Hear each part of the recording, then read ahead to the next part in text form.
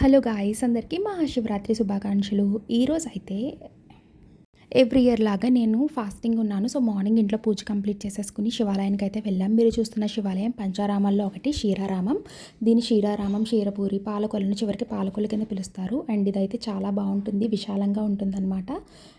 శివరాత్రికి అండ్ కార్తీక మాసానికి టూరిస్టులు అది ఎక్కువ విజిట్ చేస్తూ ఉంటారు. సో అసలు ఖాళీ ఉండదు టెంపుల్ అనేది. మాకైతే 2 hours పట్టింది దర్శనం చేసుకోవడానికి. అండ్ భక్తులకి ఎప్పుడు ఇబ్బంది లేకుండా ఇక్కడ ప్రసాదాలు, ఫ్రూట్ జ్యూసెస్ లాంటివి ఎక్కువ సప్లై చేస్తూ ఉంటారు. నిత్యాన్నదాన ట్రస్ట్ కూడా ఉంటుంది.